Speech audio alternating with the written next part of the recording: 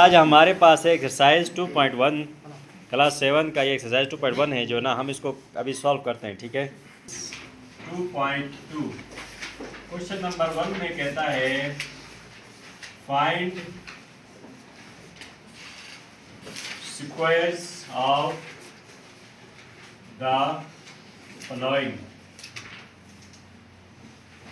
यानी कि इन नंबर्स के आपने स्क्वायर मालूम करना है। इन नंबर के आपने क्या करना है? स्क्वायर मालूम करना है। इसमें पहला पॉइंट है, पहला क्वेश्चन है 7। अब इसका सोल्यूशन चेक करें। स्क्वायर यानी कि स्क्वायर का मतलब होता है इसके ऊपर ये पावर 2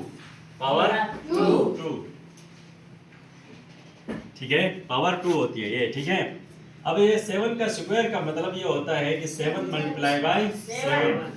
तो 7 को 2 दफा मल्टीप्लाई करने से कितना होगा? 49। ये इसका आंसर है। अब इसमें एक बात ये भी ध्यान में रखो कि ऐसा कैसे होता है। ऐसा क्योंकि हर नंबर के ऊपर पावर कुछ नहीं है तो 1 होती है, इसके ऊपर भी 1 होती है। ठीक है कि नहीं है? ये बात ध्यान में रखें कि जब सेम बेस इसको बेस कहते हैं। ये जो नीचे वाला होता है इसको कहते हैं बेस। इसको क्या कहते हैं? बेस। ये इसको कहते हैं पावर। इसको क्या कहते हैं? पावर। तो जब सेम बेस आपस में मल्टीप्लाई होते हैं तो उनकी पावर आपस में क्या होती है? जमा होती है। पावर आपस में क्या होती है? जमा। अब हम एक 7 लिखेंगे तो 1 इसका हो गया, 1 इसका हो गया, तो इसका मतलब ये हो गया कि 7 का स्क्वायर हो गया। समझ में आ गया? जी सर। नहीं आ गया? आ गया सर। समझ में आ गया? इस तरीके से दूसरा जो हमारे पास क्वेश्चन है वो है 9। क्या है? 9। इसका सॉल्यूशन चेक करें आप लोग। 9 का स्क्वायर, तो 9 का स्क्वायर का मतलब होता है 9 मल्टीप्लाई बाय 9 9 जार 81। ये इसका आंसर है। ठीक है? ठीक है सर। समझ में आ गया? शुरू सुनाओ वरना ना खा जैसे। तीसरा वो क्वेश्चन है वो है 10। कितना है? 10। सॉल्यूशन, तो इसका जो स्क्वायर लेंगे हम 10 का स्क्वायर करेंगे तो 10 मल्टीप्लाई बाय 10 कितना होगा? 10 100 होगा। ठीक है, इसका आंसर ये है। पॉइंट नंबर 4 है 13। कितना है? 13। सॉल्यूशन, 13 का स्क्वायर, तो इसका मतलब होता है 13 मल्टीप्लाई बाय 13। 13 मल्टीप्लाई 13 का कितना होगा?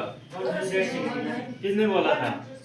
106। शाबाश, गुड। 169। ये इसका आंसर होता है। ठीक है, पॉइंट नंबर क्वेश्चन 5 क्या है? 16 है ये। सॉल्यूशन, तो 16 का स्क्वायर ले लो। 16 मल्टीप्लाई बाय 16 जी 200। वेरी गुड, जबरदस्त। 256 आंसर। उनको भी दिखाओ पीछे जरा, इनको भी लेके जाओ पीछे, दिखाओ ये सारे। अच्छा, पॉइंट नंबर 6 है, क्वेश्चन नंबर 6 है, पार्ट 6 19। कितना है? 19। इसका सॉल्यूशन चेक करो। 19 का स्क्वायर, 19 मल्टीप्लाई बाय 19 कितना होता है? 19 मल्टीप्लाई बाय 19 का 361 होता है, 71 होता है? 61 होता है ना? 361, ये इसका आंसर है। ठीक है, पॉइंट नंबर 7, इसका पार्ट 7 कितना है? 30। कितना है? सॉल्यूशन, 30 का स्क्वायर, तो मतलब ये कि 30 मल्टीप्लाई बाय 30 कितना होगा? 900। इसका आंसर हो गया जी। पार्ट नंबर 8 100 है। सॉल्यूशन, 100 का स्क्वायर, 100 मल्टीप्लाई बाय 100। इसका एक और टेक्निक भी देख लो। अगर आपको फर्ज करो कि इसमें नहीं आ रहा हो, मतलब 100 मल्टीप्लाई 100 कितना हो रहा है ये आपको समझ में नहीं आ रहा, तो आप क्या करोगे? 1 लिखोगे, इसके सामने 2 जीरो है ना, इसके 2 जीरो भी इधर ऐड करके लिखोगे, बस ये 10,000 इसका आंसर होता है। ठीक है, समझ में आ रहा है? जी सर। समझ आ रहा है? ये आसान सवाल है कि अगर आपने इसके जीरो के सामने सिर्फ इसके जीरो ऐड करके लिखना है। फिर पार्ट नंबर 9 है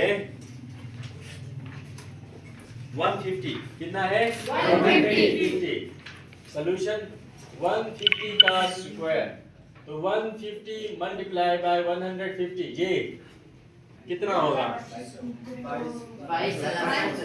22,500, 22,500 आंसर। आप लोग पीछे देख के बता रहे हो मेरे ख्याल से, ऐसा है ना? तो बाकी पास करो यार, बाकी जो ना क्वेश्चन आप खुद करेंगे, ठीक है? ये आसान, ठीक है? सुना क्या? जी सर। कहता है क्वेश्चन नंबर 2 में भी ये कहता है find square of the following numbers. Find square of the following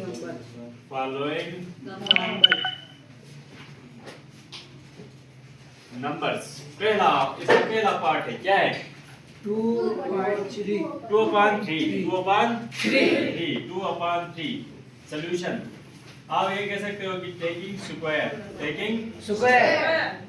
square 2/3 का स्क्वायर।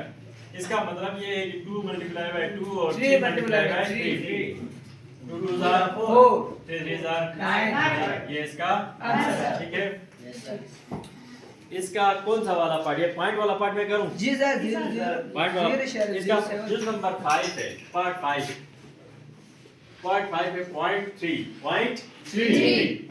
अब इसका सॉल्यूशन देखो। टेकिंग आप लिखोगे ऐसे, टेकिंग स्क्वायर, तो 0.3 का स्क्वायर, क्या 0.3 मल्टीप्लाई बाय 0.3। अब इसको मल्टीप्लाई करो कि 0.9 आएगा?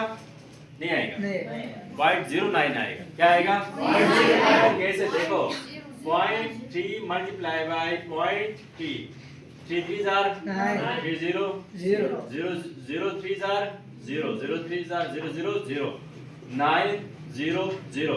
अब पॉइंट कैसे लगाएंगे हम? पॉइंट कैसे लगाएंगे देखो, एक ये है और एक ये, दो डिजिट्स के बाद पॉइंट, 1 2 दो डिजिट्स के बाद पॉइंट लगाएंगे, तो इसका आंसर जो है 0.09 आएगा। क्या आएगा? 0.09। ये इसका आंसर होगा, ठीक है? समझ में आ गया? जी सर। इसी तरीके से जितना भी आप उसमें 0.0 बढ़ाते जाएंगे तो वो आगे इतना बढ़ जाएगा। मैं अगला वाला भी करूं इसका कौन सा वाला पार्ट करूं बताओ? 0.07 0.07 0 नहीं पढ़ते उसको, 0.07 पढ़ते हैं। क्या करते हैं? 0.07 पढ़ते हैं। क्या पढ़ते हैं? 0.07। ये पार्ट नंबर 7 है, 0.07।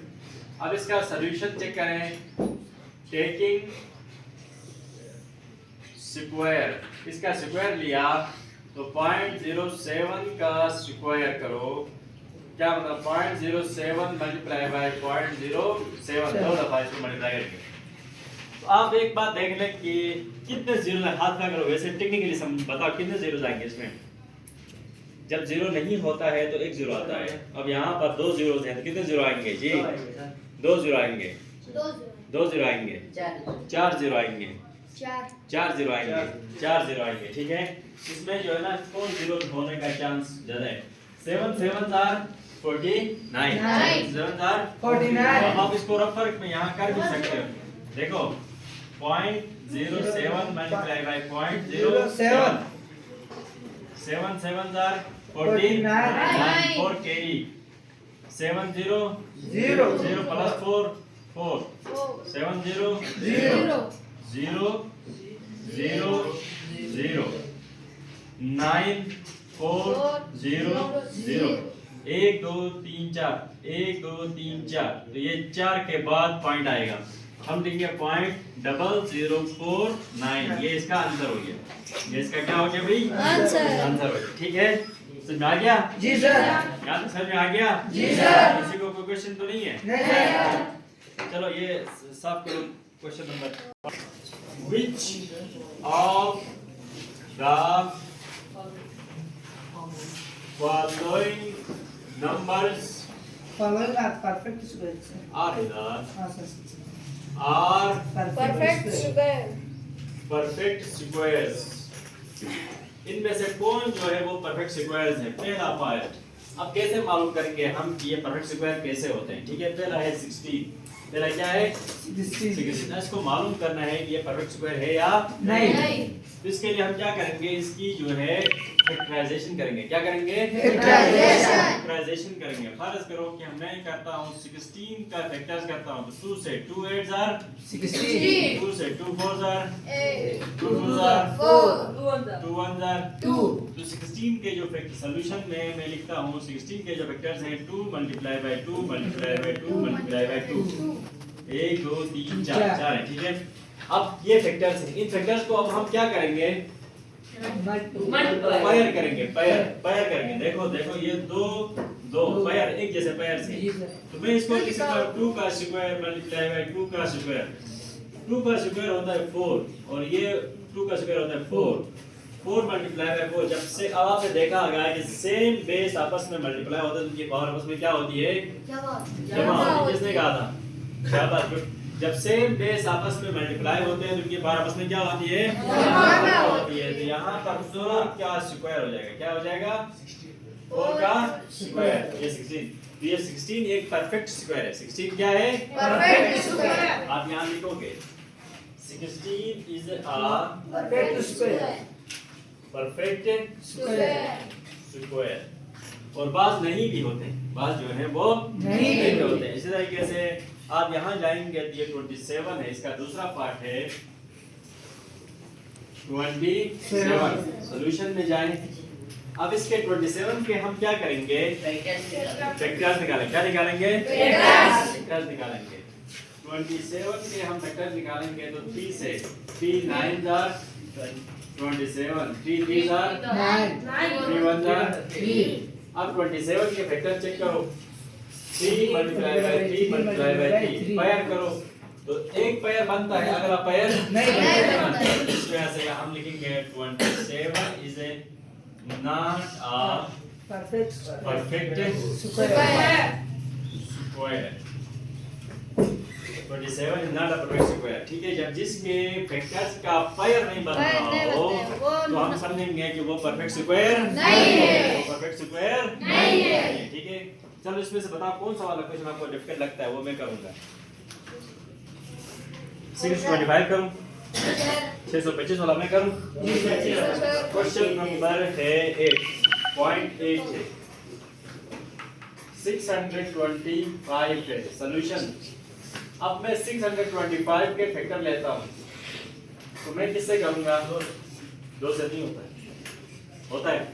नहीं होता। 5 से होता है।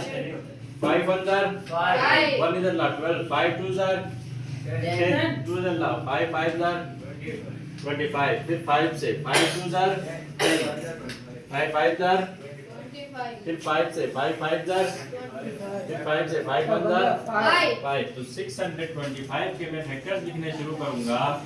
5 multiply by 5 multiply by 5 multiply by 5। अब देखो इनके पैर बनाओ तो परफेक्ट पैर बनते हैं कि नहीं बनते हैं? जी सर। मैं कहूंगा 5 का स्क्वायर मल्टीप्लाई बाय 5 का स्क्वायर। ठीक है, ठीक ये है। स्क्वायर कैसे हुआ समझ में आ गया ना? जी सर। ये स्क्वायर कैसे हुआ समझ में आ जी गया? सर। ठीक है, कैसे हुआ ये स्क्वायर कैसे हुआ? ये इन दो की जगह में हमने इसका स्क्वायर लिखा था। हाँ, स्क्वायर कैसे हुआ बताओ?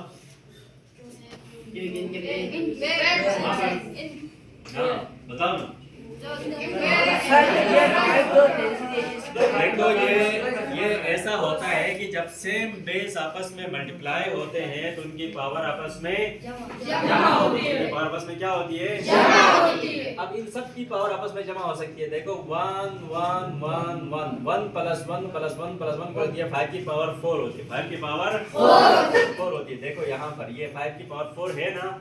अब देखो हम यहाँ पर 5 का स्क्वायर करते हैं तो 25 और ये 5 का स्क्वायर करते हैं तो 25। अब देखो ये फिर से दो सेम बेस हैं। 25 और 25 दो सेम बेस हैं। दो सेम बेस हैं तो इनकी पावर आपस में क्या हो जाएगी? जमा हो जाएगी। तो 25 का स्क्वायर करेंगे तो वो हमारे पास 625 आता है। 25 का स्क्वायर करेंगे तो वो हमारे पास क्या आता है? 625 आता है। तो हम लिखेंगे 625 is a perfect square। 625 is a perfect square करेंगे। ठीक है, ये एक्सरसाइज आपका कंप्लीट हो गया।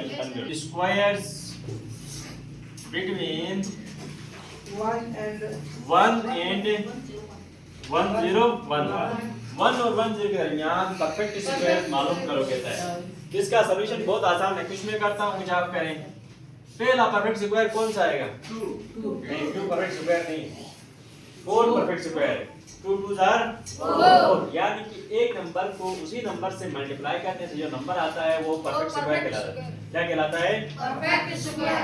4 एक परफेक्ट स्क्वायर है। अगर आप 6 नहीं है, 8 नहीं है, 10 नहीं, कैसे 5 कैसे?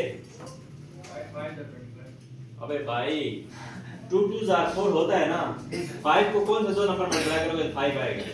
नहीं हो सकता है, 6 भी नहीं हो सकता है, 3 3 6 होता है, 3 3 9 होता है। अगला जो है वो 9 है। अगला क्या है? 9 है, ठीक है। अगला क्या है? 9। अगला परफेक्ट स्क्वायर कौन सा होगा? 16 सर 16 कौन सा होगा? 12 नहीं है, 16 है। 4 4 आर 16 होता है, और 4 आर अगला परफेक्ट 20 सर 20 20 नहीं है। सर 6 12 होता है। पागल हो ना, 6 6 12 कैसे होता है? 6 6 36 होता है। जमा नहीं करना है, मल्टीप्लाई करना है। 6 2 25 सर। देखो इस नंबर को मैं लिख सकता हूँ 2 मल्टीप्लाई बाय 2, इसको लिख सकता हूँ 3 मल्टीप्लाई बाय 3, इसको लिख सकता हूँ 4 मल्टीप्लाई बाय 4। 25 हो सकता है सर 25 25। अगला क्या होगा? 36 30। अब समझ में आ गया? अगला क्या होगा? 49 49। अगला क्या होगा? 64। Very good. अगला क्या होगा? 81। Very good. अगला क्या होगा? अगला 100 सर। अगला क्या होगा? 100। अगला क्या होगा? 100 एक परफेक्ट स्क्वायर है। 10 10 आर 100 परफेक्ट स्क्वायर है, यानी कि 100 1 से पहले और 1 के बाद जाकर आप देखो ये 10 15 जो है ना आपके वो बन जाते हैं। इनको आपने लिखना है, ठीक है ना?